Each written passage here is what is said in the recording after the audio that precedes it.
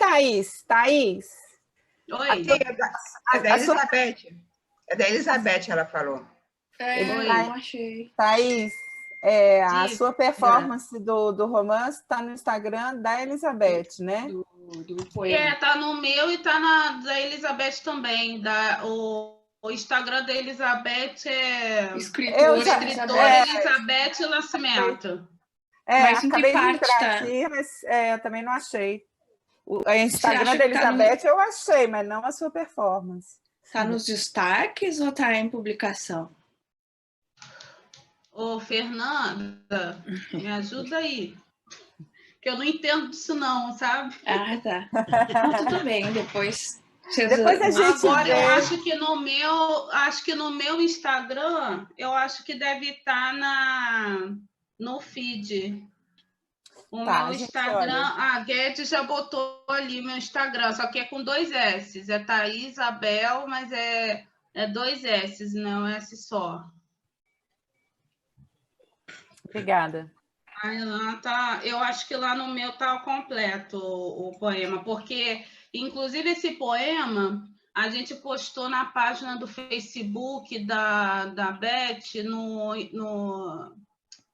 no mês de março, se não me engano, ou mês de julho do ano passado, foi mês de julho, Dia da Mulher Negra Latino-Caribenha. E o Instagram não, o Facebook vetou. Oi? Porque ele foi alvo de muitos comentários racistas. Né? E aí a gente ficou um bom tempo sem postar, e aí nós retomamos a postagem dele no Instagram. Mas tem pouco tempo isso que nós colocamos. Depois e aí eu tô falando que tá lá, de repente nem tá mais, né? Aí tá vou botar aqui meu Instagram e o Instagram da Elizabeth. Obrigada. Eu já achei aqui o Instagram, mas não achei a performance ainda. Muito bem. Mas depois eu procuro. A Elizabeth, ela nunca tinha publicado um livro de poemas. Ela publicou a partir desse poema, dessa performance. Porque a gente ficou assim, não é possível, isso aí tem que partir aí para... Porque é muito forte, né? E depois ela fez um outro poema, Amor de Abicu, que também é um poema que, gente, atravessa a gente de uma forma que você fica assim, sem palavras com esse poema também. E aí ela lançou outro livro de poema, eu vou até pegar aqui, para vocês darem uma olhada. Aqui a Natália disse, se houvesse tempo, podíamos ler o poema completo. A gente pode ver isso, de aproveitar em algum momento de debate, né? Mas depois das falas, por que não? Não, se puser no debate, digo. Ótimo, Tá ótimo. Então, podemos dar continuidade? Isso. Júlia está por aí? Júlia? Aqui, gente. Esse aqui... Agora... obrigada. Tá. Esse livrinho aqui também. Tá, obrigada. Bom, acho que agora é continuidade, não precisa de anunciar nada da Abralic, né? Não, agora a gente só continua. Laura, você viu que a Ceci está nos assistindo. Mandar um beijo para a mãe da Laura. Fã. Mas fã não conta, né? Um beijo. Gente, mesa 4, então, vicissitudes do corpo e da mente femininos. Passo a palavra para a professora Euridice Figueiredo, com grande prazer e carinho. Olá, boa tarde a todas. Acho que tem um homem aqui, um Otávio presente aqui. Sim, sou eu. Então, eu vou falar rapidamente sobre um livro que seria assim, longuíssimo se eu fosse falar sobre todos os aspectos do livro, mas é o livro que eu estou lançando, que está em pré-venda pela editora Zuc. Essa semana está em pré-venda. E o livro se chama Por uma Crítica Feminista, Leituras Transversais de Escritoras Brasileiras. Então, quem estiver interessado, é só entrar no site da editora Zucchi e comprar na pré-venda com desconto. Vou fazer aqui o meu merchandising. Então, eu vou apresentar assim, rapidamente alguns tópicos desse livro. Então, neste livro, eu procuro pensar o lugar das mulheres. Então, são vários aspectos que eu abordo. Um dos pontos é o lugar das mulheres na historiografia literária, um ponto que foi levantado pela Ana ontem, né? A questão do cânone, a mulher no cânone, as mulheres que escreveram no passado, como que elas entraram ou não entraram no cânone. Também abordei um capítulo bastante longo sobre os diferentes feminismos, o feminismo negro, o feminismo decolonial, enfim, várias vertentes dos feminismos, e também tentei depreender o imaginário veiculado em livros, cujas tendências literárias são multifacetadas, e tentar discutir também o que seria uma crítica feminista. Busco demonstrar também que as escritoras brasileiras, sobretudo as mais jovens, superaram a dificuldade apontada por Virginia Woolf de falar do próprio corpo, de modo que elas abordam em suas narrativas questões específicas do corpo feminino, tais como a menstruação, a TPM, o aborto, problematizam as dificuldades existenciais e sociais que se manifestam em sintomas como anorexia, bulimia, automutilação. Colocam em cena a violência simbólica e a violência física nas relações domésticas, inclusive o feminicídio. Tratam com liberdade das relações lésbicas e do erotismo. E, finalmente, aceitam o desafio de romper os tabus, falando do incesto e do estupro. Numa visão não hierarquizada, o livro contempla com o mesmo interesse tanto as autoras canônicas quanto as quase desconhecidas, publicadas por pequenas editoras. Então, cruzando olhares descentrados de diferentes regiões do Brasil, a fim de fazer um mapeamento da produção literária de autoria feminina. A pergunta que ocorre, e de certa maneira foi levantada ontem também no debate, a pergunta que ocorre talvez seja o que pode a literatura? Até que ponto a literatura representa, entre aspas, alguma coisa do real? Qual a parte de realismo na ficção? Leonora Fuchs, no livro Memória e Autobiografia, postula que a escrita literária dá forma à experiência, propõe uma coerência inexistente na vida, uma cronologia, uma narrativa em que o desejo de real ordena uma história que era fragmentária, uma ordem sempre provisória, que outras vozes virão perturbar no incessante devidos relatos. O que depreendemos ao ler essas escritoras é um imaginário compartilhado.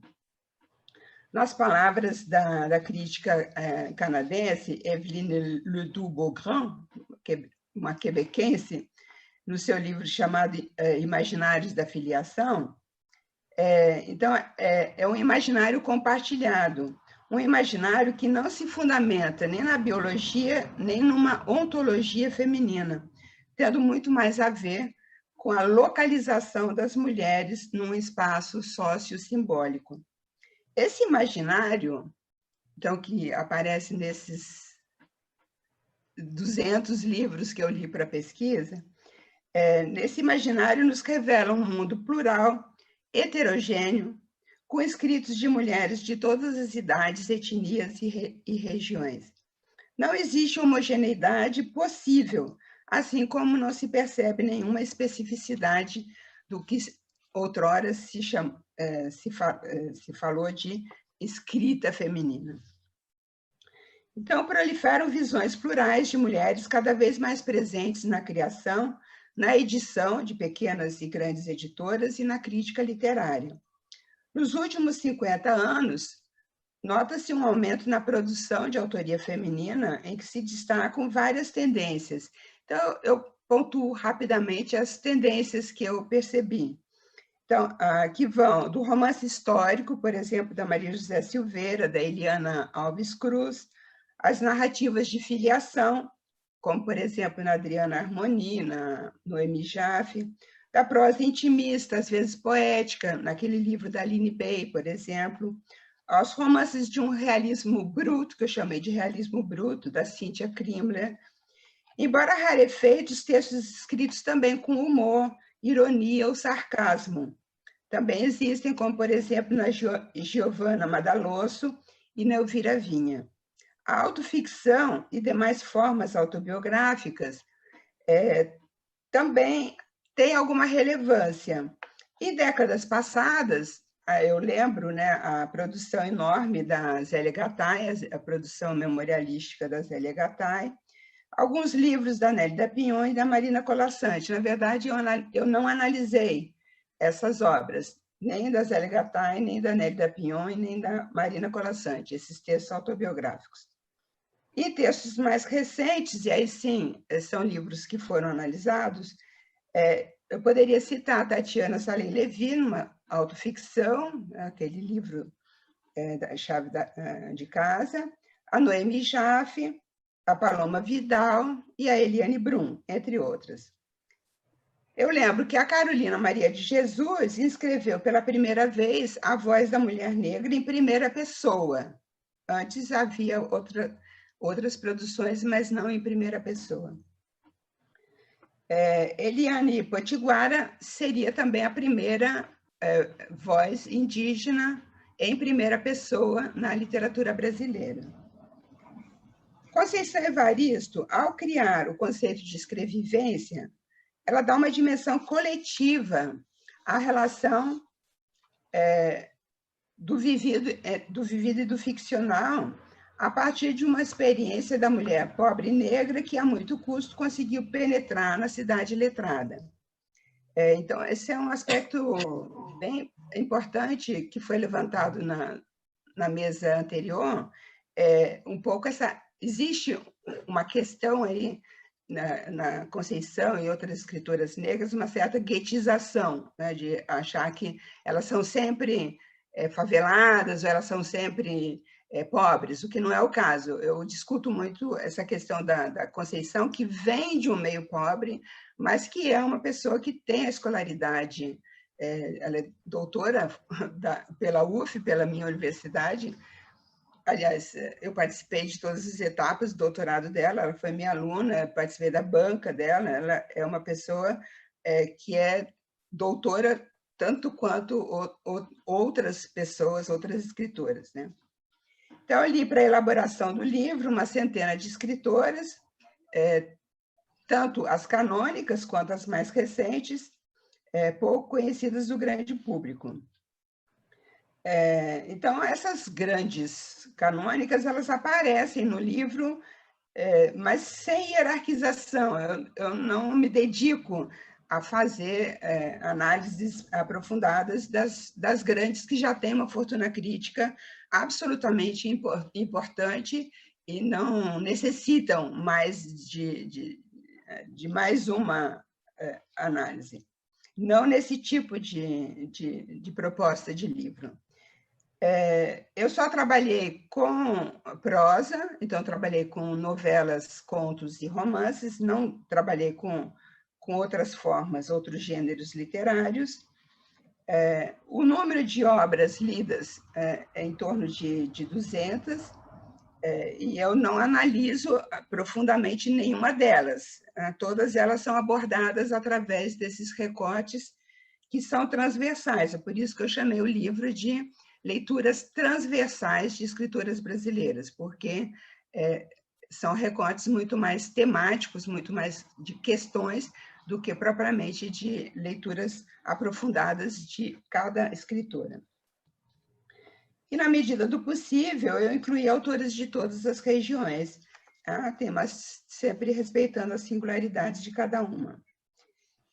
Então, a questão, digamos, central que me interessava era como as mulheres falavam do seu corpo. Então, vários aspectos do corpo. Um dos capítulos é sobre erotismo, um dos capítulos é sobre incesto, outro sobre estupro, outro sobre casamento, enfim, há vários capítulos em que eu analiso esses aspectos nas obras, né? Então, sobre o erotismo, por exemplo, no balanço final, eu escrevo o seguinte: no percurso que fiz, fica claro que as jovens escritoras, nascidas a partir de 70, narram cenas de sexo de maneira muito mais livre do que aqueles contos eróticos coligidos por Márcia Denzer nos anos 80. Eu parti da análise dos contos da Márcia Denzer, coligidos, né, coletados pela Márcia Denzer, e cheguei até contos mais recentes. Através de encenações de personagens trans, bissexuais e de praticantes do poliamor, de relações virtuais e sadomasoquistas, as fronteiras de gênero se esgarçam. Não há mais heteronormatividade compulsória, não há mais casamento burguês, todos os modelos se esfumaçam, tudo é permitido. A linguagem do corpo é liberada, tudo pode ser dito. Talvez essa seja a verdadeira conquista feminista.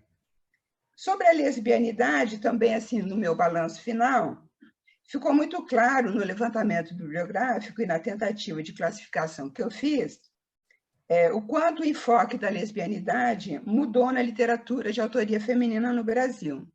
Tendo deixado de ser tabu, as escritoras não precisam mais justificar e argumentar que a homossexualidade também é normal, como fazia, por exemplo, a pioneira da lesbianidade no Brasil, que é a Cassandra Rios, a escritora Cassandra Rios.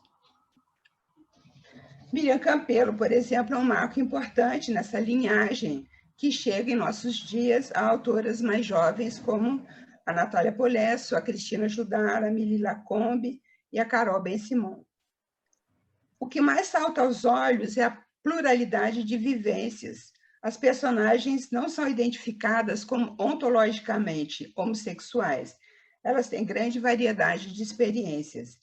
Em algum momento podem tomar uma decisão mais definitiva, porém percebe-se certo nomadismo nessas escolhas.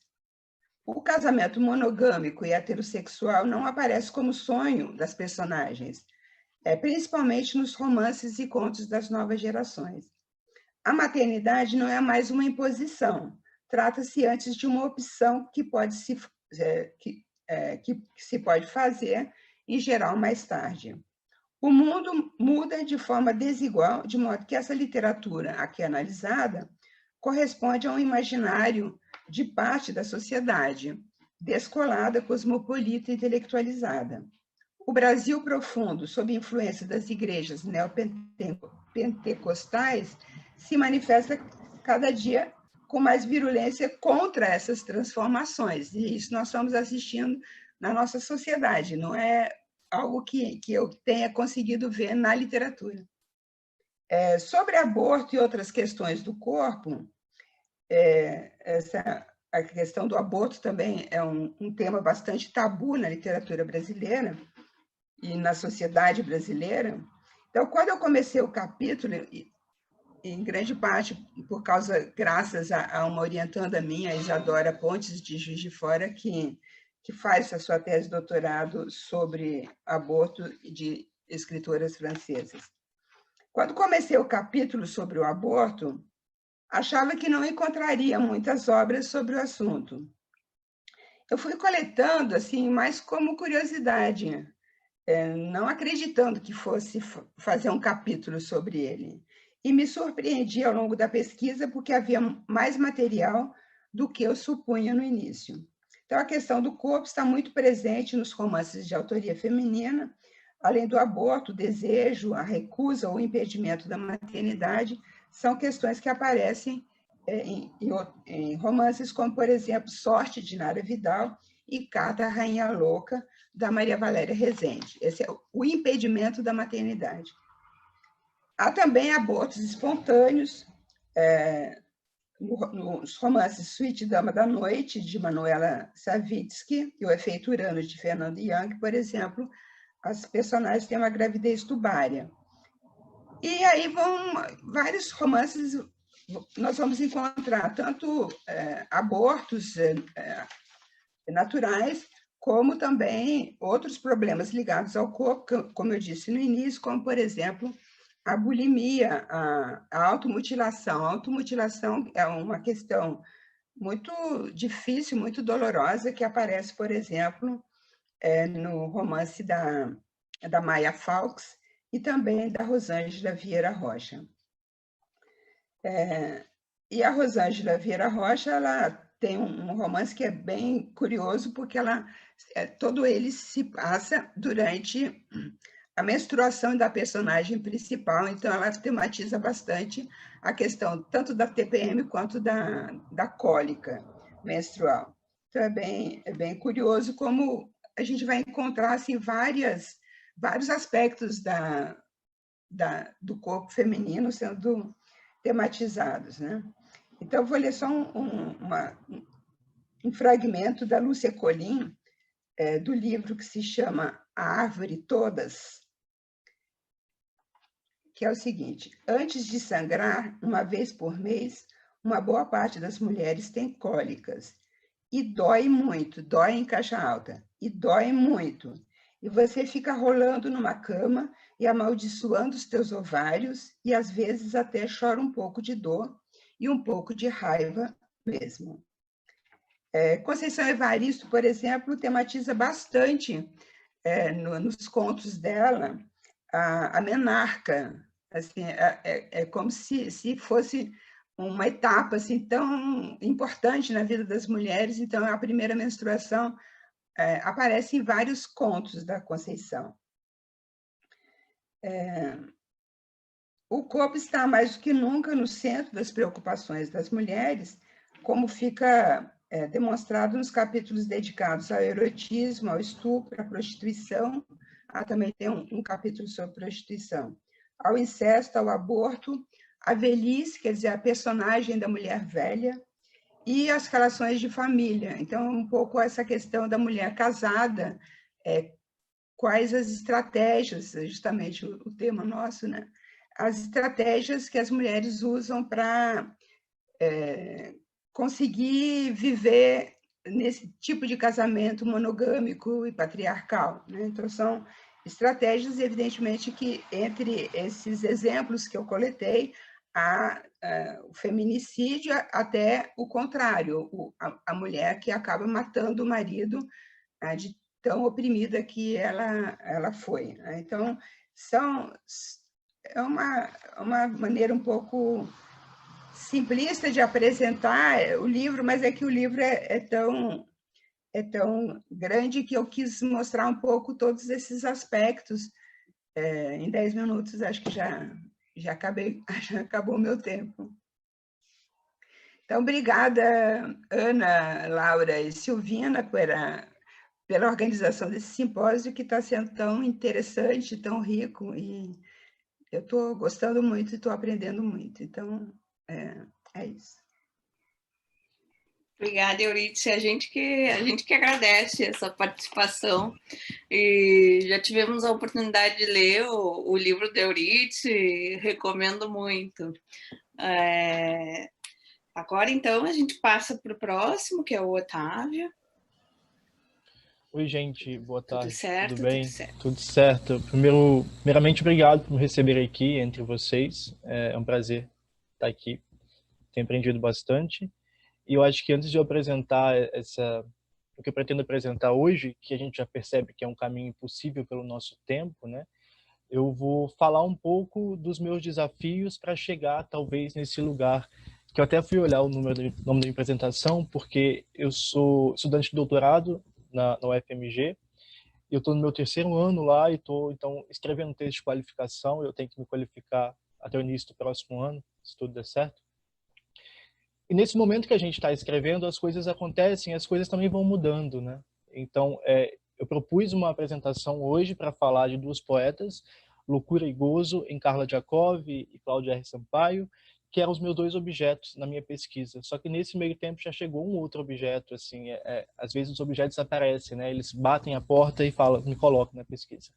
Então eu vou falar um pouco sobre o que eu estou pensando nessa pesquisa, talvez até para chegar nesse lugar, assim, da loucura do gozo. Eu acho que, em primeiro lugar, eu quero só falar que a minha pesquisa, ela envolve a poesia contemporânea, assim, por mais amplo que seja esse termo, que é uma coisa que eu venho perseguindo já desde a minha graduação, e eu tenho trabalhado com isso também. E lá no doutorado, né, aqui no doutorado, eu tenho trabalhado a relação da loucura na poesia contemporânea, como que isso aparece na poesia contemporânea. Não é nada muito novo falar de loucura e poesia, mas quero ver quem está fazendo isso hoje, como que as pessoas estão fazendo isso hoje, principalmente poetas vivas, né? Poetas que ainda vivem a experiência da loucura e ainda vivem experiências manicomiais com a loucura, de internação também. E isso é um tema muito importante para a gente aqui no Brasil, pensando principalmente no nosso novo governo, as novas medidas de internação que estão sendo colocadas, ou seja, uma contra-reforma manicomial. Enfim, então, selecionei essas 2 poetas brasileiras que têm experiência com internação, têm diagnósticos, que são a Liv Lagerblad e a Carla Jacob, e uma poeta portuguesa, que é a Cláudia R. Sampaio. E eu tenho chamado essas poetas de poetas loucas, mas eu parto de uma fala delas mesmas, né? Elas se chamam de loucas, assim. Tem esse lugar da enunciação, de se considerar louca, para chegar nesse lugar. Então, inicialmente, os desafios da minha pesquisa é ver como que a experiência com a loucura constrói esse eu da poeta também, a autoimagem da poeta construindo a partir da poeta louca. E, ao mesmo tempo, como que essa experiência da loucura constrói o eu dos próprios poemas. Eu percebo esse movimento com uma dupla inscrição, não é uma coisa que acontece uma hora uma coisa, uma hora outra coisa, mas acontece ao mesmo tempo, talvez, né? E eu tenho chamado esse eu que aparece gramaticalmente, marcado nas obras, que ao mesmo tempo constrói a autoimagem da poeta, como eu louca. Então, o objetivo do meu trabalho é tentar discutir essa espécie de ontologia da eu louca nos poemas dessas poetas, assim, né? Nesse ponto que eu propus para discutir hoje, que eu já falo de loucura e gozo, já é um lugar da minha pesquisa que eu já discuti um pouco a construção da loucura, como que a imagem da louca e do feminino estão muito interligadas, né? Eu queria falar hoje, assim, mais especificamente da Carla Jacob, porque eu não tenho como falar de todo mundo, eu quero falar sobre um poema dela e falar um pouco dessa minha busca para essa ontologia de eu louca que eu tenho falado aqui, a partir desse poema dela. Esse poema da Carla Jacob que eu vou apresentar aqui, vou falar um pouco dele, ele está publicado num livro chamado Amanhã Alguém Morre no Samba, e estou usando ele para pensar aqui junto com vocês essa ontologia, ele está dentro do meu corpo de pesquisa também. Eu quero ver quais são esses movimentos que esse eu apresenta no poema. Eu tenho corrido atrás dos poemas, como que são as apresentações do eu no poema, assim. E quero ver como que esses movimentos também trabalham na inscrição do eu na poesia e na vida da loucura, né? Nesse poema que eu vou ler para vocês, é um poema curto, essa ontologia parte de um verbo muito violento, talvez, que é o verbo morder. Como se o morder fosse o início de tudo, né? A atenção que me chama principalmente é essa imagem primitiva do ato, dessa boca em ação, né? Mas o poema também fala de um acesso ao mundo por essa boca e principalmente por chegar a um ruído do mundo, a um ruído da língua, a um som primitivo. E eu vou ler esse poema rapidamente. O poema é assim: morder começa pela boca, mas a boca não é. Morder é você rezando todo dia no mesmo lugar. Morder é você ajoelhando junto ao feixe de sol. Morder é você escutando o barulho de mundo que eu escuto. Começa e termina pela boca, começa e termina pela boca e goza, mas a boca não é. Eu chegaria primeiro, esperaria morder lá, pela linha do Equador. Bom, esse é o poema da Carla, e eu penso nesse poema para falar dessa busca, né? Porque é um poema que, por mais que comece falando morder começa pela boca, a primeira coisa que me ressoa é o verbo morrer também, na verdade, né? Eu acho que traz esse eco, principalmente se eu pensar no ditado, né? O peixe morre pela boca. Não sei, essa é a primeira imagem que me traz, né? É uma criação de um eu, mas ao mesmo tempo é uma destruição. Enfim, eu penso muito nisso, nessa criação desse eu através dessa destruição, através dessa morte, né? E aí já chega uma questão, para mim, um pouco delicada também, é perceber essa construção do eu a partir de uma experiência que pode soar, eu acho que eu tinha um pouco desatento, soa como um princípio muito romântico, né? Eu fico me perguntando por que eu vou falar disso hoje, né? Mas, além disso, também me soa como um dos princípios fundamentais da linguística, se eu pensar no Benveniste, por exemplo, a construção do próprio eu no discurso, como que isso traz uma subjetividade. E, para mim, não foi muito difícil, a partir desses questionamentos, chegar na ideia, numa análise mais lacaniana também, de pensar no inconsciente estruturado como linguagem. Claro que vai se somar também a minha formação, que eu estudei um tempo com a Lúcia Castelo Branco, né? E é nesse lugar, quando eu encontro a Lúcia, quando a minha pesquisa tem esses ecos de Lúcia, que eu consigo pensar um pouco no Lacan, mas penso também principalmente nessa língua do gozo, porque uma das minhas propostas é ver esse eu louca como um eu feminino, né? É o feminino da língua, como a própria Lúcia propõe. Não quer dizer porque são mulheres que estão fazendo que esse feminino a língua é feminina, mas eu penso justamente por que ela é feminina, né? E aí eu penso nesse ponto de subversão da linguagem, procurar esse lugar onde a língua delira, né?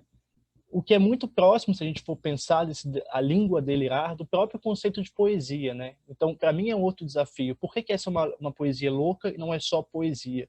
E aí, também estudando essas coisas, eu chego no Foucault, que o Foucault também faz uma aproximação muito grande, assim, ele fala que só quem escreve poemas ou quem enlouqueceu consegue acessar a língua de verdade, digamos assim, como quem acessa um segredo. Eu acho que esse segredo que eu estou procurando nessa pesquisa também, e eu tendo a encarar esse segredo como se fosse o real lacaniano mesmo, uma coisa que está além do simbólico. E é só nesse real, nesse lugar que foge um pouco de uma ordem fálica, que foge de uma castração, né, que ele vai chegar, talvez, nesse lugar da língua que goza esse gozo outro, que é um gozo mais além, né, que é a própria língua da mãe, que a Lúcia chama de la língua, e umas traduções do Lacan tá a língua, né. Então, como a psicanálise nos mostra, o gozo vai ser sempre o gozo da mãe. Ele vai se localizar nesses mistérios da morte, da loucura, do real e do feminino. É por isso que eu acho que eu consigo ouvir esse eco de morte no poema da Carla, né? Mas o mais interessante é que, apesar de eu estar falando de a língua da mãe, essa língua só pode ser registrada nesse poema como uma língua paterna ainda, dentro dos limites da linguagem que a gente permite andar. E o último ponto também, para não ficar falando demais, assim, essas três poetas, elas realizam suas produções também em desenhos, né? A Carla é muito interessante, eu trouxe um livro para ver, esse último livro dela, que é a Menstruação, de Walter Hugo Mãe, que ela trabalha assim, uns desenhos com o próprio sangue menstrual dela. Então ela trabalha nesse lugar também. E eu quero tentar entender que linguagem é essa também, que ela não consegue se contentar também só com essa língua paterna, que é a língua escrita no papel, mas ela delira e ela chega em outros níveis, que é o caso da Liv Lagerblad também, e até da portuguesa, a Cláudia R. Sampaio. E é por conta disso, por trabalhar essa linguagem nas esferas do feminino, que eu tenho chegado, talvez, de algum modo, nessa aproximação dessa eu louca com uma língua do gozo, né? Pensando no gozo sempre nesse lugar além, ainda tendo em mente essa tábua lacaniana. Eu não sei se vocês conseguiram entender, porque eu também não sei se eu consegui entender até hoje, também estou nessa luta. Eu tenho que qualificar no ano que vem e espero que eu consiga, espero que a gente consiga, e basicamente é isso que eu vou falar com vocês hoje, assim, até onde eu posso ir nesse meu tempo. Obrigado pela atenção. Obrigada, Otávio, muito obrigada. Bom te ver por aqui. Saudade, Silvina, bom te ver. Pois é, depois que eu vi que era você. Muito bom, muito bom. Vamos passar, então, para Jusilene. Jusilene, tá aqui, sim. Oi, Jusilene, bem-vinda. Obrigada, boa tarde. Vocês me ouvem? Boa tarde, então, a todos. Eu vou rapidinho passar a minha fala, mas eu queria dizer que eu compartilho com o Otávio a angústia dessa mudança de objetos de pesquisa, essa flutuação. E aí eu vou falar rapidinho como eu cheguei também ao tema da apresentação de hoje. Eu estou no 3º ano também do doutorado em Ciência da Literatura na UFRJ, estamos juntos, e eu comecei com um projeto de pesquisa, e o cerne da minha pesquisa, na verdade, são essas narrativas acerca da sexualidade, E aí, partindo dessa lógica desenhada pelo Foucault, da artificialidade acerca da sexualidade enquanto discurso, né? Não enquanto corpo, mas enquanto discursos em torno do corpo. E eu parti desse ponto de princípio, de pesquisa, e as minhas poetas que configurariam o corpus literário seriam Ana Cristina César e Angélica Freitas. E aí eu escrevi algumas coisas sobre elas, inclusive hoje eu selecionei um poema só da Angélica para poder trabalhar, só que o meu trabalho acabou descambando para uma outra área, porque metade do que eu vinha pesquisando estava focado na sexualidade relatada em torno do corpo da mulher negra. E aí eu acabei protagonizando a pesquisa com as mulheres negras. Só que meu trabalho hoje é sobre vai trazer um pouco do recorte da performance, enquanto possibilidade de discurso também, e Angélica Freitas. Então, só para entender um pouco dessa confusão aqui em que eu também estou vivendo. O título da minha apresentação, vou tentar marcar os 10 minutos aqui. O título da minha apresentação se chama Realidades e Gêneros Incríveis na Poesia. E eu destaco esse prefixo in, porque eu vou jogar com a ideia do crível e incrível, né? Do verdadeiro e falso, do que se torna verdade ou não, na realidade e na poesia. Tá? E nas discussões de gênero que aparecem na realidade e na poesia. E aí eu começo essa comunicação problematizando esse título, que é uma provocação elaborada a partir do parágrafo final do capítulo Atos Corporais Subversivos da obra Problemas de Gênero, de Judith Butler, de 2015. Nele, nesse parágrafo, a autora afirma que os gêneros não podem ser verdadeiros nem falsos, reais nem aparentes, originais nem derivados. Como portadores críveis desses atributos, contudo, eles também podem se tornar completa e radicalmente incríveis. Então, é como se a gente pegasse, ela traz essa ideia de, na construção dos gêneros, a tentativa de criar verdades bem consolidadas a partir dos gêneros, e como isso pode ser a própria discurso. Essa afirmação oferece uma importante contribuição para pensarmos as identidades propostas na construção dos gêneros e a pretensa naturalização de práticas que se pretendem estabelecer. Butler busca mostrar que a sedimentação de condutas de gênero produz o fenômeno peculiar de um sexo natural e pré-discursivo, e que essas passam a ser entendidas, essas condutas de gênero, como práticas políticas articuladoras de sujeitos inteligíveis. O que pode ser visto como crível ou incrível, verdadeiro ou falso nas realidades vivenciadas e também nas recriadas na poesia? Quais as parcelas de ficção presentes nas representações poéticas, mas também nos atos da chamada realidade?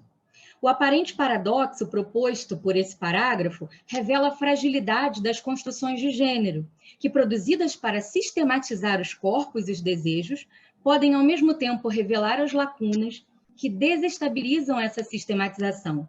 O que fora feito para se tornar verdade pode ser um mecanismo de explicitação de grandes mentiras. Somos frequentemente imersos em acordos tácitos acerca de uma percepção de realidade, de verdade, e as questões de gênero, tão relevantes às relações políticas e de poder, não estariam fora dessas construções. Interessante pensarmos, por exemplo, como ao se aceitar a ideia de que o gênero é uma construção cultural, o sexo passa a ser visto como exclusivamente natural ou biológico. Insistentemente valoriza-se a análise binária e contrastante, a mesma que faz com que o feminino seja visto como oposto ao masculino, o objetivo em relação oposta ao subjetivo e tantos outros exemplos da lógica dualista. Ao pensar o sexo, o Foucault afirma que nenhum corpo é significativamente sexuado, já que só ganha sentido no contexto das relações de poder. O que seria, assim, um corpo materno ou ainda um corpo desejável, se não o resultado de todo um sistema de sexualidade que cobra desse corpo observação atenta às tecnologias que o delimitam e o alimentam?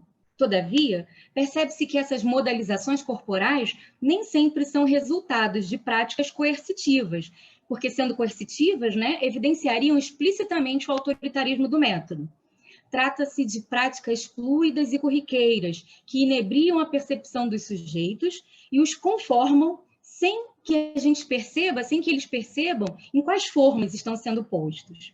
Por essa razão, O conceito de performatividade proposto por Butler torna-se tão caro a este percurso de análise. Entende-se como performativos os atos, gestos, entendidos em termos gerais, no sentido de que a essência ou a identidade que, por outro lado, pretendem expressar são fabricações manufaturadas e sustentadas por signos corpóreos e por outros meios discursivos. Dessa forma, a autora apresenta o gênero como efeito e não como causa. Butler afirma que o gênero é uma identidade tenuamente constituída no tempo, instituído num espaço externo por meio de uma repetição estilizada de atos. Merece destaque pensar essa relação do gênero com o tempo. Um corpo é sexualizado discursivamente de formas distintas ao longo do processo histórico. Um tornar-se mulher, por exemplo, para Simone de Beauvoir, é diferente de um tornar-se mulher hoje, na contemporaneidade. Entenda-se por sexualização dos corpos as subjetivações a que estes são submetidos em um movimento de adequação e negação, mas também de aceitação e rejeição. À medida em que o nível de conformidade dos modelos fantasiados pelo gênero aumenta, os corpos tornam-se mais inteligíveis nas relações sociais, e que ocorre proporcionalmente com a inadequação. Quanto mais eu me afasto dos modelos ditos socialmente como corretos, né, previstos, eu me torno marginal dentro desse processo dos gêneros. Assim, como o gênero é mostrado como efeito, a identidade se esvazia de um caráter fundante. Na pós-modernidade, muito se ouve falar em identitarismos, pautas identitárias, elementos que diversas vezes são usados como recursos políticos na luta pela reivindicação de direitos. Butler, porém, chama a atenção para o caráter excludente dessas demarcações, que, imersas em pretensas uniformidades, acabam por reproduzir práticas discriminatórias e, às vezes, até antifeministas. Entender a identidade como elemento fundador de um grupo, por exemplo, a identidade de gênero feminino, acaba por fazer com que corpos busquem, por razões sociais e políticas, refletida ou irrefletidamente, enquadrarem-se nessa pretensa identificação, a fim de se sentirem representados ou partícipes de um grupo que lhes acolha. Não há uma essência de mulher, de homem, de gay, etc., que module uma identidade fixa com a qual todos os seres deveriam se identificar. As construções identitárias poderiam ser entendidas como resultados desse processo maciço de manufaturamento que busca organizar os corpos. Butler aponta ainda uma crítica em relação ao uso da abreviação etc., que eu usei aqui agora no meu texto, nesse parágrafo, e que é tão comum em enumerações dos estudos de gênero, tantos outros, né? Ela simboliza tantas outras configurações possíveis, já concretizadas ou não, excluídas insistentemente quando se buscam formas estabilizadoras e simplistas nas concepções de gênero. Se os atos performáticos, segundo a autora, conservam em si a estilização de suas representações, chama-nos a atenção a estilização de uma linguagem que já é estilizada, a linguagem poética, na recriação dessa performance. Assim, poderíamos pensar em uma espécie de performatividade lírica, que é o que eu vou tentar desenvolver na minha tese também. Performatividade lírica ou performatividade poética, realizada não só por elementos linguísticos, mas também pela abordagem que se pretende dar aos temas. Eu trabalharia com a primeira parte do livro da Angélica Freitas, Um Útero do Tamanho de um Punho, mas aí eu selecionei um poema só para poder trazer para essa comunicação, por causa do tempo. E nessa análise inicial, seriam discutidos, então, todos os poemas dessa primeira série, mas toda a obra, o livro inteiro, é rico em contribuições para a leitura lírica da performatividade. A primeira parte do livro, intitulada Uma Mulher Limpa, apresenta todos os poemas escritos em terceira pessoa, o que contribui para evidenciar a estereotipação de perfis de mulher. A mulher sendo representada como o outro, a terceira pessoa, através de percepções e discursos tão corriqueiros na realidade que parecem ser críveis e são apreendidos politicamente pelo senso comum como críveis. Nos poemas, há uma estilização dos adjetivos que contribuem para revelar o caráter vazio do substantivo mulher, que tem a ideia de essência violada por caracterizações incríveis. Reitero aqui que incrível neste trabalho não é algo maravilhoso. Um interessante diálogo entre o eu e o outro se revela num estilo periódico que pode desestabilizar o discurso essencialista. Em figuras completamente estanques, Uma mulher poderia identificar-se com o papel de boa, feia, limpa, suja, gorda, magra, bêbada, e algumas dessas combinações seriam inaceitáveis na política de sexualização dos corpos. E aí a gente vai ao poema que diz assim: porque uma mulher boa é uma mulher limpa, e se ela é uma mulher limpa, ela é uma mulher boa.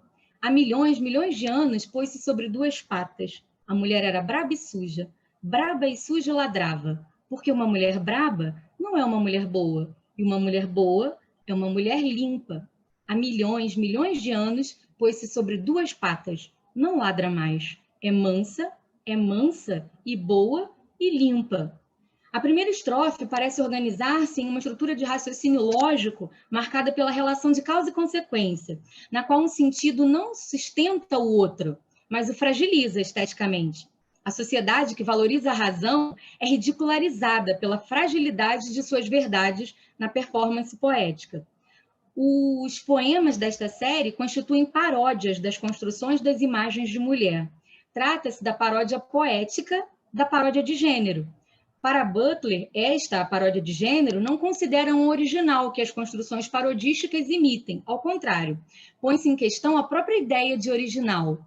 Largamente empregadas na dita realidade concreta, as paródias de gênero revelam nas piadas, por exemplo, a força dos estereótipos e fazem com que configurações que se aproximem deles, desses estereótipos, se afastem da dita normalidade e sejam objeto de humor acrítico. Tendo o humor como efeito, a paródia empregada como técnica da performatividade lírica nos poemas da Angélica Freitas promove o desconforto e revela a precariedade do que já fora ou ainda é propagado como verdade. Revela-se uma curiosa confusão entre o caráter ficcional da realidade e o caráter real da ficção.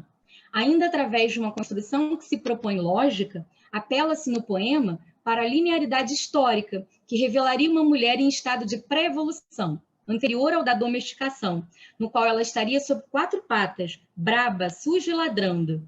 Essa figura grosseira, animalizada, revela, na verdade, a concepção fantasística de um não-mulher, comportamentos que reforçam a identidade fixa de um ser que, para somar os predicativos de valor cultural na sociedade, que dissemina a noção de feminino, precisava ser mansa, boa e limpa.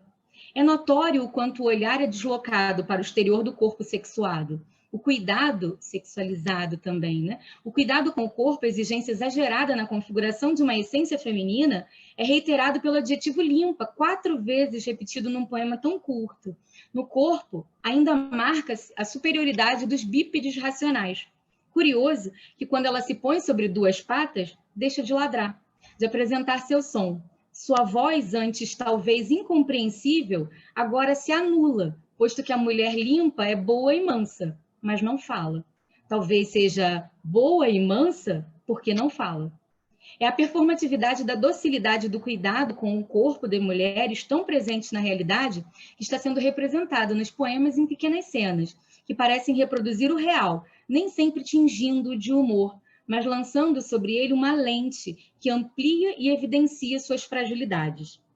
A circularidade do discurso também constitui recurso potente para clarificar elementos que, sem causa ou efeitos reais, reforçam o caráter incrível, artificial, do que se convencionou chamar de verdade dos sexos. A poética, e eu concluo, dizendo, a poética revela símbolos que são naturalizados no cotidiano, mas também esconde outros, que parecem tão óbvios, confundindo nossa incessante busca por racionalização. Na falsa razão, podem se esconder os absurdos das práticas tão insistentemente reproduzidas que nos fazem absorvê-las como tão nossas que quaisquer outras possam parecer estranhos. A poesia também é incrível, porque tenta fazer parecer verdadeiro falso, e assim como falseia o verdadeiro, nos deixando sem respostas, ou melhor, com muitas respostas, e a difícil tarefa de avaliar, selecionar e escolher. Muito obrigada, gente.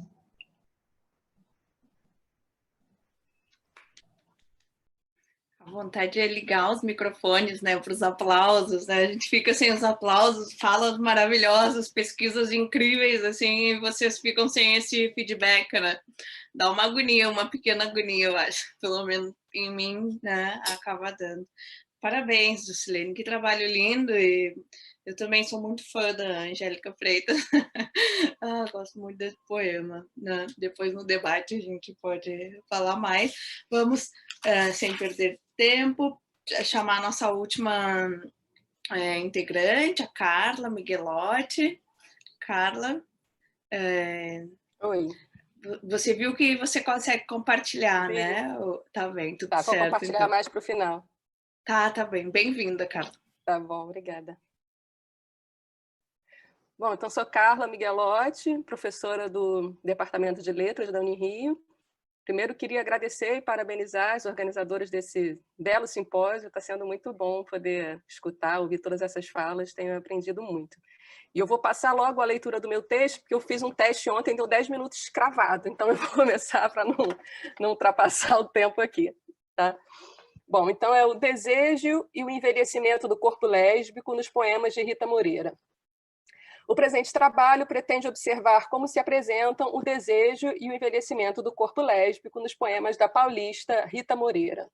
Mais conhecida pelo seu trabalho como documentarista, Rita Moreira é também autora de 4 livros de poemas: Maria Morta em Mim, de 63, A Hora do Amor Maior, de 65, Perscrutando o Papaya, de 99 e Coração de Ontem, de 2015. Aos 75 anos, ela dedica-se agora à organização de uma pequena antologia, intitulada Poesias Sáficas e Alguma Filosofada, com uma seleção de textos de seus 2 últimos livros e mais alguns poemas inéditos. Embora seja mais conhecida como documentarista, pode-se dizer que, mesmo nessa área, Rita Moreira ocupa uma posição, de certo modo, marginal. Por um lado, em função da mídia adotada, o vídeo. Rita nunca filmou em película e nunca se disse cineasta.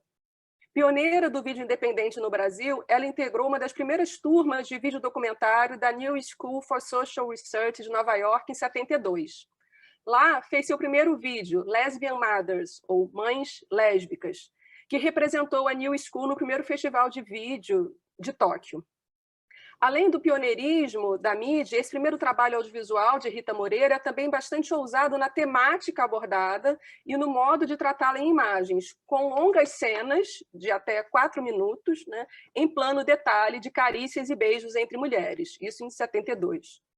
Desde então, dirigiu diversos videodocumentários voltados para temáticas sociais e políticas, tendo trabalhos premiados e apresentados em festivais no Brasil, Estados Unidos, Canadá, Japão, França, etc. Como disse a Juscelene ali, etc. Em junho do ano passado, eu a convidei para a palestra Documentário e Feminismo Ontem e Hoje, no âmbito da disciplina Teorias Estéticas da Imagem, da Escola de Letras da Unirio. Na ocasião, Rita apresentou seus 2 últimos documentários, T. Grace Atkinson, uma biografia de ideias, de 2019, sobre a feminista radical americana, e Caminhada para Marielle, de 2018, sobre a caminhada lésbica em São Paulo, em homenagem à vereadora carioca assassinada, Marielle Franco. Então, a gente vê que ela continua filmando, né? Ainda fez um filme ano passado e retrasado. Apenas depois desse primeiro contato pessoal, conheci seus trabalhos como poeta, e ela também conheceu meu livro de poemas, Conforme Minha Médica. Alguma afinidade se instalou e ela me convidou para organizar e prefaciar sua antologia de poemas, essa de que falei. Ocupada com a organização desse livro, me pareceu que seria interessante tratar da obra dela aqui nesse simpósio. Embora a temática lésbica já aparecesse em seus 2 últimos livros, é curioso que ela tenha decidido chamar a atenção para o tema logo no título dessa antologia, Poesias Sáficas, quando a autora já tem 75 anos. Nos últimos 2 anos, Rita tem sido procurada e pesquisada por pesquisadoras lésbicas e convidada para mostrar seus filmes, sobretudo em eventos lésbicos. Talvez ela tenha sentido que o momento é favorável e que já há um grupo potencial de leitores e leitoras inclinados a ler poesia lésbica. No capítulo do livro sobre poesia do livro Explosão Feminista, Heloísa Buarque de Holanda e Julia Klein mapeiam a produção poética de uma nova geração de mulheres que começam a publicar a partir de 2010, em uma íntima relação com as manifestações feministas da década. Segundo as autoras, Um Útero é do Tamanho do Punho, de 2012, da Angélica Freitas, é a maior referência dessas novíssimas poetas do feminismo. Sem dúvida, Angélica Freitas é também a principal referência para as poetas lésbicas dessa geração. Poetas que começam a escrever a partir da experiência da lesbiandade, colocando em cena o corpo, o desejo e o erotismo entre mulheres, tematizando também a lesbofobia, a invisibilização da existência lésbica, as violências e opressões contra as subjetividades e os corpos não normatizados. Dentre essas poetas estão Aline Miranda, com o livro Néctar 44, Bel Baroni, com Redondezas, Cecília Floresta, com os livros Poemas, Cruz e Panaceia, Maria Isabel Iório, com Em que pensaria quando estivesse fugindo e aos outros só atiro o meu corpo, e Tatiana Nascimento, com 7 notas sobre o Apocalipse ou Poemas para o Fim do Mundo, todos eles publicados a partir de 2016. Além dessas publicações individuais, surgem diversas publicações coletivas, revistas, zines ou antologias, com convocação de textos direcionada exclusivamente a autoras lésbicas. É o caso do zine Mais Pornô, por Favor, criado pela poeta Adelaide Ivanova, que em seu terceiro número fez um especial de poesia lésbica, que foi publicado em 2017. É o caso também do zine Que o Dedo Atravesse a Cidade, Que o Dedo Perfure os Matadouros, de 2018, da editora independente Palavra Sapata, e do e-book Visíveis, da editora independente Filipa, e é desse ano. Talvez se possa dizer que toda essa proliferação de publicações lésbicas se deva a um efeito Angélica Freitas, assim como se disse que as principais poetas contemporâneas brasileiras são herdeiras mais imediatas do efeito Ana C. Certamente, Angélica Freitas não foi a primeira poeta brasileira a escrever a partir do lugar da lesbiandade. A Eurídice hoje falou, por exemplo, da Cassandra Rios, né? Mas foi a primeira a ocupar um lugar de destaque na cena literária, com repercussão entre a crítica especializada, traduções em outras línguas, convites para eventos literários, indicações para prêmios, etc. Certamente também a potência da escrita de Angélica Freitas não se reduz a uma questão temática, e tampouco seus temas se reduzem à lesbiandade. Então, em Um Útero do Tamanho de um Punho, por exemplo, apenas a última das 7 sessões que compõem o livro, e que é intitulada O Livro Rosa do Coração dos Trouxas, apresenta figurações da lesbiandade, com poemas que dão notícias de diversas namoradas. Uma namorada que pinte as unhas é inesquecível. Eu tive uma namorada que não queria me convencer de que a vida era uma merda. Eu tive uma namorada com superpoderes de invisibilidade. Lemos nos primeiros versos de alguns desses poemas. De todo modo, esse livro parece ter funcionado como uma espécie de abre-alas para as novas poetas que, engajadas no ativismo lésbico, desejavam incorporar às suas escritas estratégias políticas de combate à lesbofobia e à invisibilização da experiência de mulheres que amam mulheres. Parecia, então, ser possível escrever sobre e a partir da experiência lésbica e, ainda assim, encontrar um espectro de leitores e leitoras para além do nicho sapatão. O que me chama a atenção ao ler essas publicações e ao ter notícia de suas autoras é que a maior parte delas tem entre 25 e 35 anos. Certamente temos publicações de poetas lésbicas acima dos 40, como é o caso da própria Angélica Freitas e também da Simone Brant e da Tatiana Pequeno. E o meu também. O que é raro, no entanto, é a expressão do desejo lésbico em obras de poetas mais velhas, acima dos 60. Nesse sentido, me interessa a obra da septuagenária Rita Moreira. Não só por isso, né? Mas também. Imagino que, ao abrir a antologia, quando ela for publicada, o leitor terá, em uma primeira visada, a impressão de ter em mãos uma obra anacrônica, sem vanguardismos ou experimentações formais, distante de uma poesia contemporânea mais arrojada. A escrita poética de Rita Moreira parece, por vezes, remeter a uma estética mais tradicional, romântica ou pré-moderna. Em primeiro lugar, em função de seu trabalho com a métrica e a rima, do uso do decassílabo e da redondilha maior em diversos poemas. Em segundo lugar, por suas escolhas vocabulárias e sintáticas, que configuram uma dicção geralmente mais elevada. Entretanto, essa primeira impressão logo seria desfeita com pequenas subversões que promovem uma quebra de expectativa. Observemos, agora eu vou compartilhar para ler junto com vocês o poema, tá?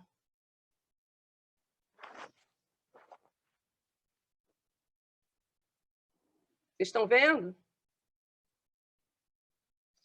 Sim, Carla, tá tudo certo. Tá, então observemos o poema inédito, Acordo, em decassílabos. Acordo. Se você quer, claro que também quero. Ó sim, eu quero que você me queira. Mas tem que ser querer muito sincero, não qualquer coisa, de qualquer maneira. Deixe o tempo passar bem à vontade, que o vento vente no que anseia em mim. Conheço o lance por ter certa idade. Adiar romance é atrasar o fim. E se por fim não acontece nada, não vou chorar no mel que não sorvi. Para poeta, há sempre madrugadas e novas rimas por brotar, regadas. Perdão, é que aqui sumiu para mim o que está embaixo. E novas rimas por brotar, regadas por mãos das musas que não conheci ainda. Foi uma pena fazer essa quebra na leitura, mas acho que deu para vocês acompanharem. A sonoridade, o ritmo e as rimas nos conduzem docemente como se tratasse de um lirismo fácil, inofensivo. O uso de certos vocábulos, como o verbo brotar e o adjetivo regadas, que nos remetem ao eterno motivo das flores, as palavras mel, madrugada e musas nos remetem todos ao imaginário da poesia romântica, configurando-se hoje quase como clichês de uma ideia datada ou ingênua do poético. Entretanto, estamos diante de uma mulher que, afirmando-se como sujeito do desejo, deliberadamente ocupa o lugar tradicionalmente reservado ao poeta homem, inspirado por suas musas. Além disso, trata-se de mulher de certa idade, que não apenas deseja, quer, anseia, no momento presente, mas que projeta para o futuro a manutenção desse desejo, almejando, com qual idade? Conhecer ainda novas musas. Observemos agora o poema também inédito, Não Pude Te Conquistar, em redondilha maior. Como é que eu passo aqui? Foi. Não pude te conquistar, poderosa criatura. Na verdade, só tentar já foi grande aventura. Queres massa muscular? Queridinha, a essa altura? Odiei você depilar, logo abaixo da cintura, mas gostei de me espetar na sua graminha dura. Deixei sua doçura entrar na sutil musculatura do meu coração sem par, que há tempos um par procura. Foi um fique, um toque, um cinema, um tique, um trago, um poema, que você não leu direito. Diferenças de conceito. Percebe-se nesse poema uma certa autoironia. Queres massa muscular? Queridinha, a essa altura? Um certo humor, que é também uma constante em seus poemas. Repare-se ainda que o fracasso da conquista, não pude te conquistar, né? Repare-se que o fracasso da conquista não se deve tanto a uma incompatibilidade sexual, mas, sobretudo, a diferenças de conceito. Militante, lésbica e feminista, Rita Moreira está longe de trazer para sua escrita a linguagem panfletária da austeridade política das palavras de ordem. A intervenção política aqui é de outra natureza. Com humor e reverência, a poeta fura 3 camadas de invisibilização. Assume o papel do sujeito do desejo erótico como mulher, lésbica e septuagenária. É isso, obrigada. Deixa eu parar com compartilhar.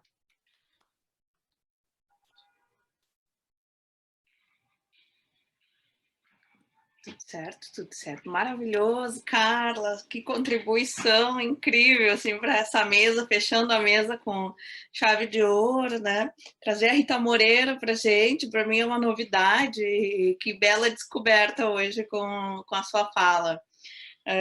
A gente então agora abre, né, para esse espacinho para os debates, para a gente comentar as apresentações. Estou vendo vários elogios aqui, Carla, todo mundo encantado com os poemas que você trouxe da Rita Moreira, muito bom mesmo, né?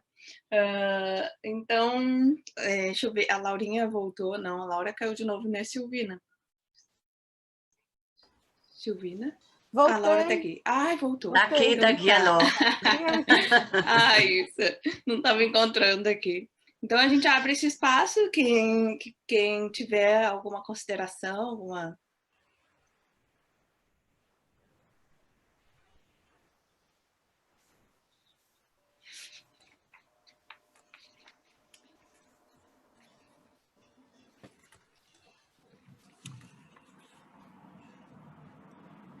Posso começar?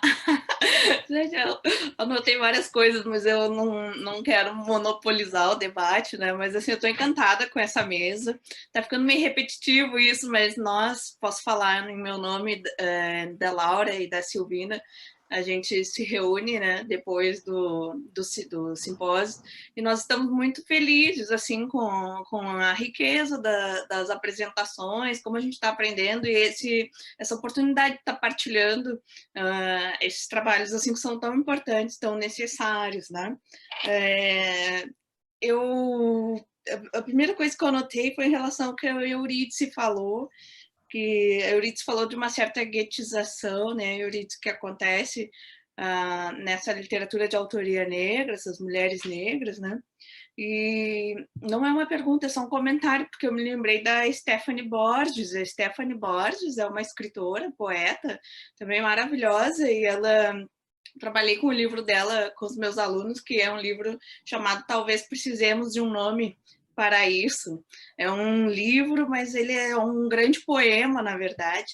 E a Stephanie Borges seria também, ela foi falar com os meus alunos, né, lá na UF, e ela falou justamente isso, assim, que você tem uma expectativa em relação à literatura de autoria negra, né, e que ela fazia algo que quebrava essa expectativa, né, que é um estereótipo muitas vezes, né, e você vê assim, a Stephanie, ela é também doutora, como você colocou, né, Yuri, doutora, tradutora, e aí ela falou sobre isso, sobre fugir, né, esse termo que você usou, né, guetização, né, então achei muito interessante essa parte.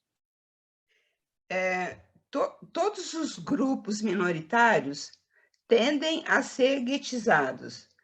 E, ao mesmo tempo, isso a Glória Anzaldúa coloca muito bem essa questão, porque ela é uma mulher latino, lésbica, então, ela mestiça, como o livro dela, né? E, ao mesmo tempo que os grupos minoritários tendem e necessitam reivindicar essa identidade que está ligada a uma comunidade, digamos, dos negros, ou das lésbicas, ou dos latinos, ou dos gays, ao mesmo tempo que você quer e necessita reivindicar, você acaba sendo guetizada, você acaba sendo colocada num gueto. Então, é uma situação realmente muito complicada, porque a Glória Anzaldúa fala, eu quero me colocar um rótulo em mim como reivindicação minha. Ao mesmo tempo, ela não aceita rótulos dados por outros. Então, eu acho que essa questão ela é, no momento, insolúvel. É realmente, digamos, um impasse. Então, se espera, inclusive, das análises sobre os autores negros, uma leitura sociológica, porque eles vão necessariamente falar de vitimização, de sofrimento, etc., etc. Quando, na verdade, eles não estão necessariamente querendo falar sobre isso, eles estão querendo, como você acabou de mencionar no caso da Stephanie Borges.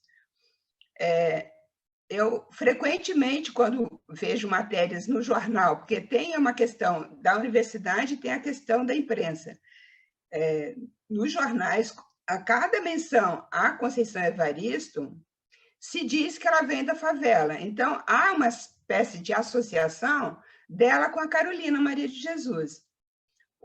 O que, na verdade, é uma simplificação, porque, embora ela venha da favela, né, e Becos da Memória tematiza isso, ela teve uma vida de professora, ela fez toda a escolaridade, como qualquer outra pessoa, ela fez doutorado, ainda que tardiamente, mas ela fez o mestrado na PUC, fez doutorado na UF. Então, ela pertence à cidade letrada, tanto quanto nós, tanto quanto qualquer um de nós, ou qualquer um das escritoras brancas. Então, há realmente essa tendência a estereotipar e a colar assim, certos clichês nas escritoras, nos escritores negros, né? No caso das lésbicas, é a mesma coisa, né? eu citei a Cassandra Rios. Cassandra Rios foi totalmente estigmatizada e marginalizada enquanto vivia, né? Agora ela está sendo reivindicada como uma pioneira pelo movimento lésbico, mas ela, na época que escrevia, ela era... E tanto é que os livros dela você acha no sebo, você não acha livro dela em livraria. Muito bom. Eu ia dizer exatamente isso, como dialoga com a fala da Carla Miguelotti, né? Porque eu sublinhei justamente aqui que no resumo da Carla, quando ela diz Rita Moreira está longe de trazer para seus poemas a linguagem panfletária, porque essa é uma outra acusação, né? Muitas vezes precipitada, às vezes eu vejo que as pessoas nem leem direito a poesia, mas já de antemão, né, trazem essa... é panfletário, quando é autoria feminina, autoria lésbica, autoria negra, né? Você já... fica estigmatizado, né? Então, a Carla apontou bem isso, né? Depois, Carla, se quiser comentar um pouquinho, só vou dizer que o que a Nélia Petrani colocou aqui, falando sobre a Conceição Evaristo, que uma vez a Nélia comentou, então, sobre a guetificação, e a Conceição disse que preferia usar o termo quilombolização, né? Então, ainda tem isso. E depois ela diz, é curioso pensar que a poesia de Carolina Maria de Jesus é bem mais tradicional, digamos, do que a de Conceição Evaristo. Eu não acho nem que seja curioso, eu acho que é normal, porque a Carolina estava... As leituras da Carolina eram leituras da época, leituras tradicionais, enquanto que a Conceição está vivendo hoje, né, tem uma outra bagagem. Então, ela tende a ser muito mais variada e multifacetada, acho. Agora, eu acho que o que eu estou chamando de guetização não se confunde com a noção do quilombismo, né, que vários escritores negros estudaram, a partir do Abdias do Nascimento, que é o quilombismo no Brasil, o livro dele, muito importante. Mas não quero ficar monopolizando a palavra. Carla, quer falar, Carla? Primeiro, nessa questão panfletária, né, que eu disse da Rita Moreira, né, longe de desenvolver uma linguagem panfletária, mas também como se isso fosse ruim, né? Porque eu acho que quando eu falei dessas novíssimas... Eu até me arrependi de ter colocado isso no resumo. Quando a gente pensa nessas novíssimas poetas do feminismo, né, que a Heloísa Buarque de Holanda e a Júlia Klein citam nesse capítulo, por exemplo, elas ressaltam que várias delas assumem uma linguagem mais ativista e militante, mas sem se reduzir a isso. Então, também acho que a gente não tem que defender uma poesia que não se contamine com esse tipo de linguagem, né? Se a gente pensa no Islã, que tem uma alta voltagem política ali, que a gente pode chamar de panfletário, e não por isso é menos poesia, né? Eu acho que também há lugar para tudo, né? Agora, em relação a essa guetização, né, acho que tem dois aspectos aí a serem considerados, né? Que é do público e do próprio escritor, às vezes, né? Do público e dos curadores de eventos, geralmente, né? Alguém também citou Maria Lugones hoje ou ontem, eu estava me lembrando disso, né? Que ela diz que, geralmente, toda categoria de mulher, ou a categoria de escritores, ou até a categoria de negro, sempre escolhe um dominante dentro do seu grupo, que é o que se identifica com a norma. Então, se a gente pensar na categoria de escritores, vamos fazer um evento de escritores brasileiros contemporâneos, como houve no evento do Moreira Salles, não sei se foi ano passado, retrasado, né? E aí, mas houve uma reivindicação do público. Peraí, não há escritores negros aí, mas se a gente pensa, geralmente se elege como norma os escritores brancos, heterossexuais, burgueses, né? Com formação universitária. Na categoria mulher, a mesma coisa, tanto que os novos feministas tanto têm reivindicado isso, né? Porque quando se fala em mulher, geralmente também porque a gente pensava, vamos convidar escritoras mulheres, geralmente são escritoras mulheres brancas heterossexuais, e aí as escritoras negras são convidadas só para as mesas de escritoras mulheres negras, e as escritoras lésbicas para as mesas de escritoras lésbicas, né? Então a gente vai tendo essa guetização, mas, por outro lado, há um próprio desejo das escritoras de falarem sobre isso, né? Acho que tem mais a ver com o que a Eurídice falou, de se autorrotular, né? Que é uma outra questão, assim, há essa vontade de afirmar esse lugar. Então, a gente fica com esses dois lados aí. E aí uma outra questão ainda, que aí eu estou me lembrando também a Gayatri Spivak, que alguém também citou aí nesses dias, a questão do subalterno, pode o subalterno falar? Porque ela diz, na verdade, o subalterno sempre falou para que ele não tem escuta. Ele não tem escuta a não ser que ele saia do lugar do subalterno e que ele assuma a linguagem dominante. Né? Isso a gente pode pensar em vários aspectos. Na escrita indígena, por exemplo, que a Silvina falou ontem, né, da Márcia Cambeba, ela escreve em português para ser lida. Né? Claro que tem aquela autotradução, mas se ela não assumir a linguagem dominante, que é a linguagem do colonizador, não vai ser lida. Né? Assim como os escritores brasileiros que escrevem em português vão ser mais lidos, né? Quando escreverem em inglês. O escritor americano de língua inglesa já sai em vantagem em relação a isso. Né? Então, mas assim, no nível da própria língua portuguesa, é claro que tem uma maneira de assumir a linguagem dominante no sentido, às vezes, do que é um modismo de época, né? Do que está sendo mais valorizado no campo da poesia mesmo. Né? Então, se você não está dentro, né, dessa linguagem dominante, muitas vezes você fica de lado, né? Não lido, né? o guetizado, falando só para um nicho. Mas também são opções, né? Um dilema difícil de resolver. Ah, que legal! Eu vi o comentário da Anélia ali. Bom, era só isso. Eu fiquei pensando agora, né, vocês colocando... Na verdade, me perdoe, José, né? 2000, 25 de outubro de 2000, Carla. Olha quanto tempo. Porque 2020 nem chegou. Errado aqui no chat. Eu não me lembro disso, que legal. Lá na UF, até. Me perdoe, Juscelene, mil perdões. É porque eu escrevi 2020, falei, não, é 2000. Que ótimo. Bom saber que você conhece o livro. Não, tudo bem, Anélia. Eu estava só pensando a partir do que vocês falaram, porque, de fato, isso é uma tensão, né?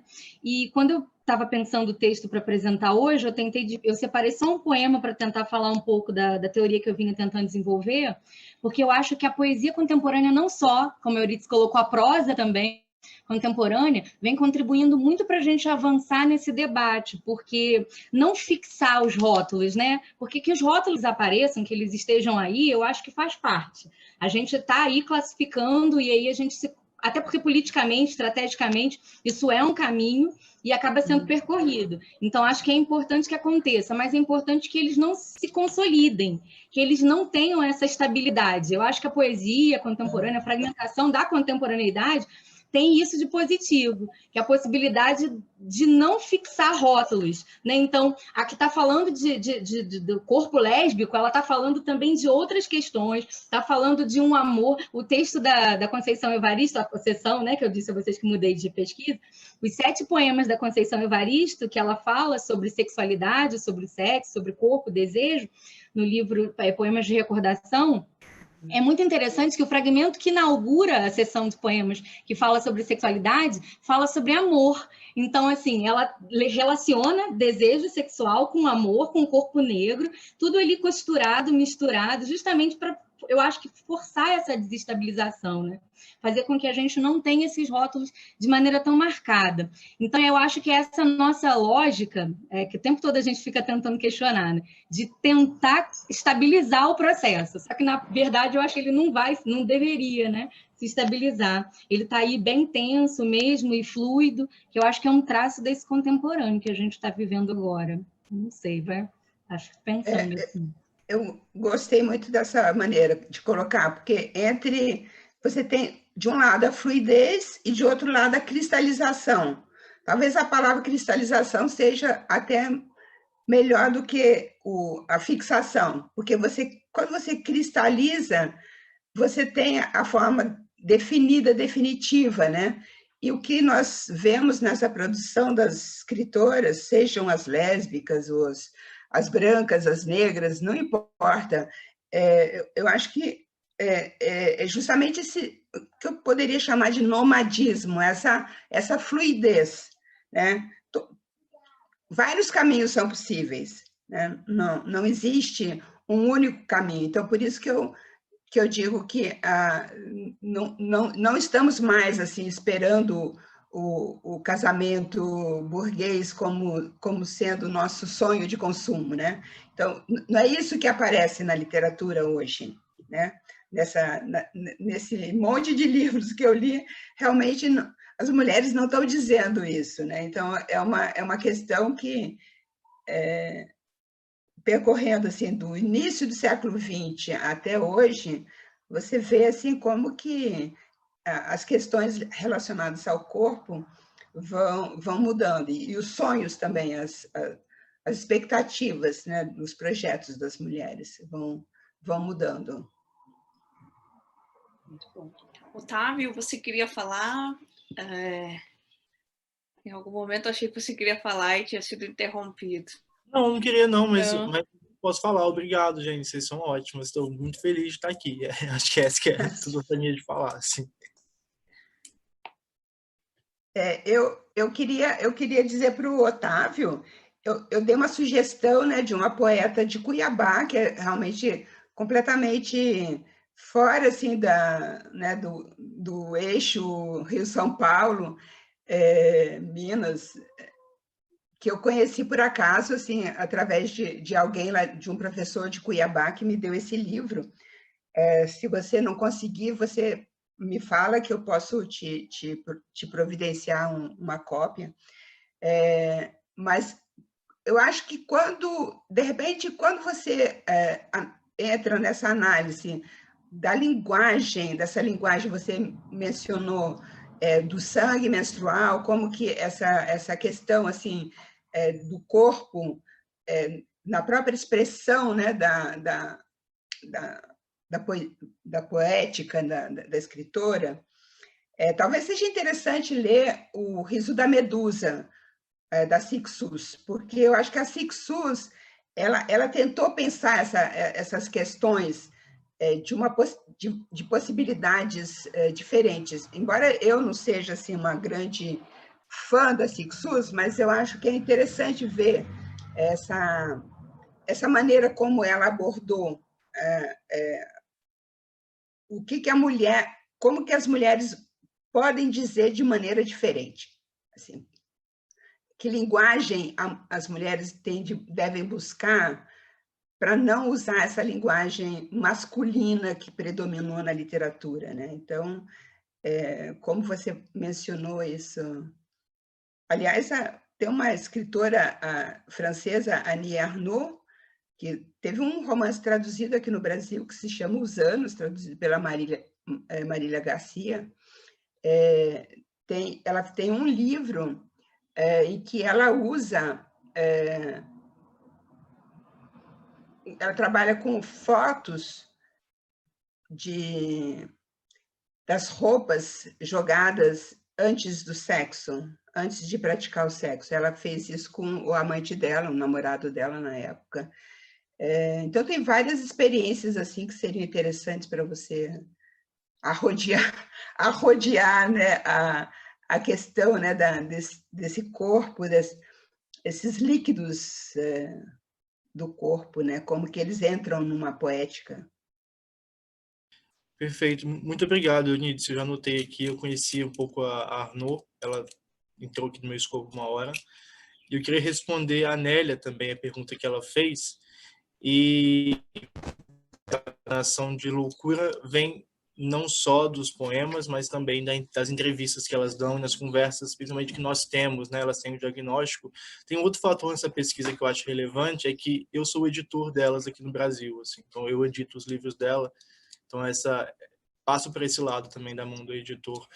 Mas a minha busca está nesses dois pontos, tanto nas entrevistas, nas conversas que nós temos, quanto textualmente no poema também. Me interessa muito como que essa loucura aparece textualmente no poema. Três trazem esse lugar, as três falam, olha a louca vindo. A Carla tem uma ideia que é enlouquecer e a partir disso nascer. Então, a poética dela é construída a partir disso, assim, enlouquece, depois nasce. Enquanto a Liv Lagerblad, que é essa outra poeta brasileira, acabou de lançar esse livro aqui, que é o Ovípara.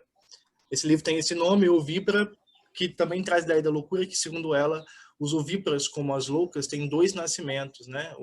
A ovípara sai primeiro da cloaca e depois da casca, enquanto você enlouquece, depois você nasce.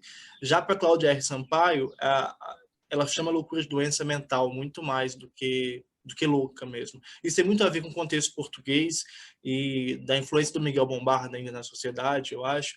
Enfim, são essas questões. Mas eu tenho muito cuidado de falar disso, né? Eu sou o único homem entre vocês e quem sou eu para falar que a mulher é louca, né? A gente está voltando desde lá da Salpêtrière, talvez.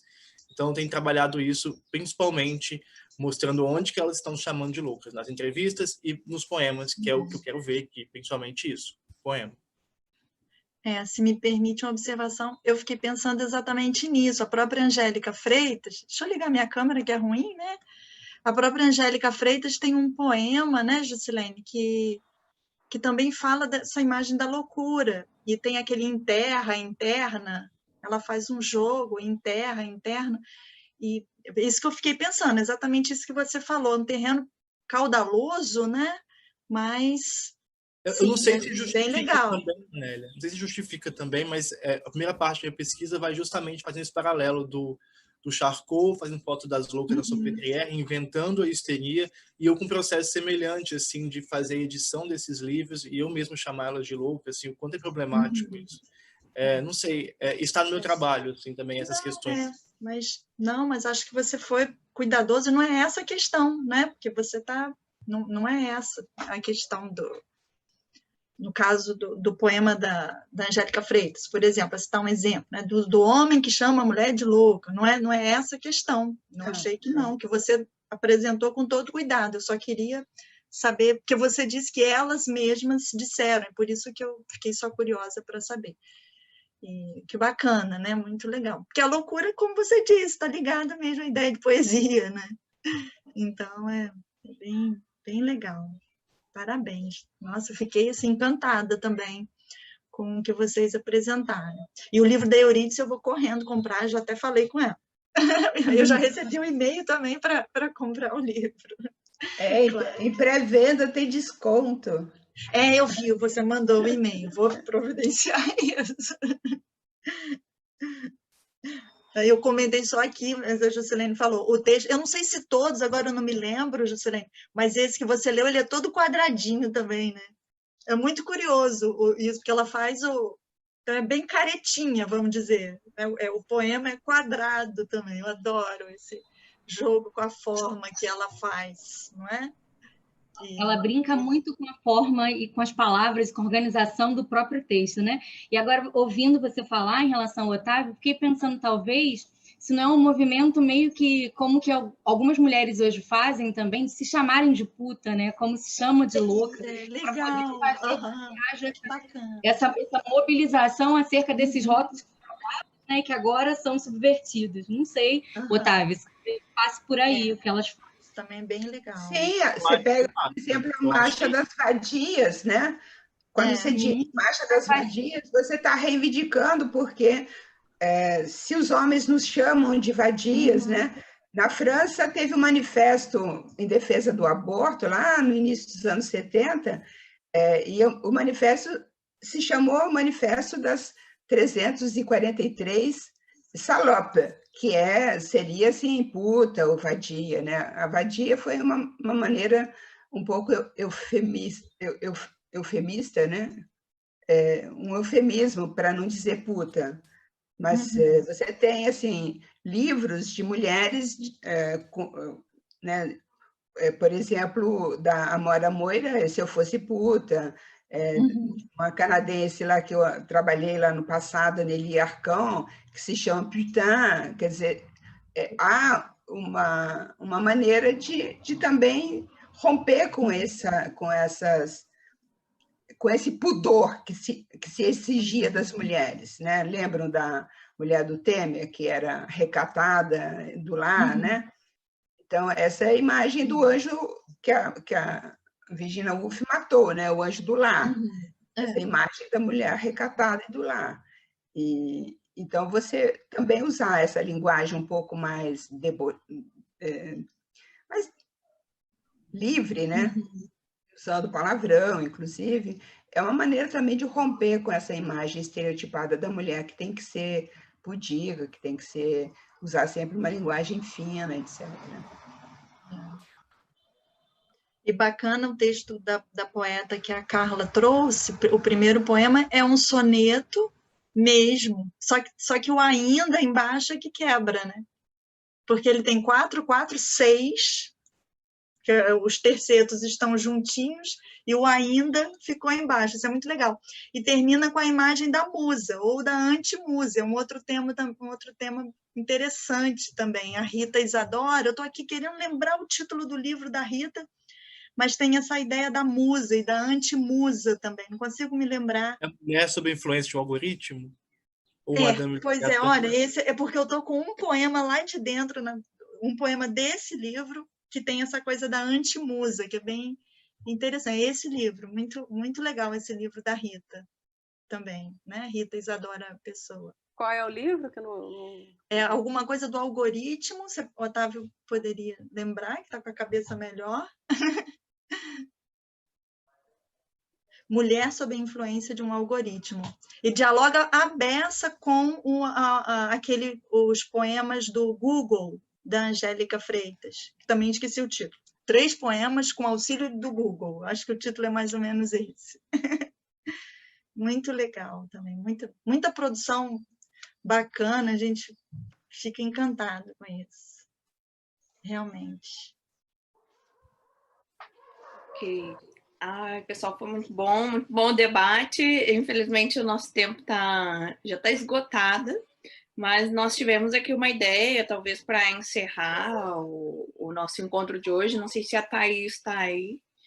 Será que a Thaís está aí? Se ela gostaria de ler o poema que ela prometeu para a gente. Oi, Thaís, o que você acha de encerrar com a leitura do poema? Pode ser? Qual? O Máscara de Flandres? Era esse, Laura? Era, né? Sim, sim. É, que a gente...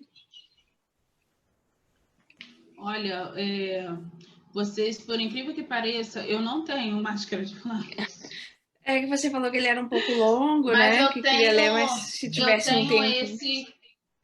Eu tenho esse aqui do Amor de Abiku, que é da Elizabeth também, que é Epifanias em um Espelho de Enigmas, né? Que é também um poema que também tem na página do Facebook dela, também tem esse poema. Aí eu posso fazer a leitura? Sim, pode fazer. A gente encerra com essa leitura, lembrando que amanhã, fazer a propaganda, a Elizabeth estará aqui com a gente. Ela é a primeira a apresentar na mesa da tarde, às 14 horas, né? Epifanias em um Espelho de Enigmas. Para dar o que não tenho, inventei com grande esforço e solidão uma poética. Amor de Abiku, a Fênix Negras, epifanias no espelho estilhaçado de enigmas. Em face à imprecisão e da ausência deste sentido nas escrituras, escrevi, por lapsos e intermitências da memória imprecisa, infinitas repetições, porque meus versos são eventos de obsessão, retraimento, abnegação. A ti posso amar quase sem medo, de que abuses de minha infância ainda no berço. Tua íris reflete desejo e esquivança, perturbação. Qual amor é e não é miragem, ilusão? Como amar absurdamente as aberrações pátridas e pútridas? Aquele a quem cabia minha proteção ensinou-me nas artes da guerra. Uma mina terrestre plantou nas covas do meu corpo com seu falo, estilhaçou a sanidade. Perdi para sempre, nos labirintos da psique, a verdade. Não há chaves, não há sequer vontade. E então, uma galáxia inteira criei de personagens, enredos, penumbras, mulheragens, e infinitas nebulosas, onde nascem as estrelas, lampejos poéticos, delírios musicais. É de onde emanam estas epifanias. Permita-me, Deus, tornar-te esse sentimento amoroso em algo novo, e deixar de ser estado de enamorado para ser ato. Eu quero ato, ato, ato. de tão verdadeiro que é, e é totalmente remédio, é totalmente ficção, breve, transitório. Esta obra é filha da excelência e do precário de minha condição baldia, como Eros. Tornou possível restaurar o vaso crivado e a alma clivada de projéteis. É uma travessia incerta, movediça e perigosa, como o amor de Diadorim e Riobaldo. Só posso alcançá-lo no plano divino destas escrituras, transformadas em asas. Pois o amor é uma ponte entre dois mundos, precipícios, separados por um divã.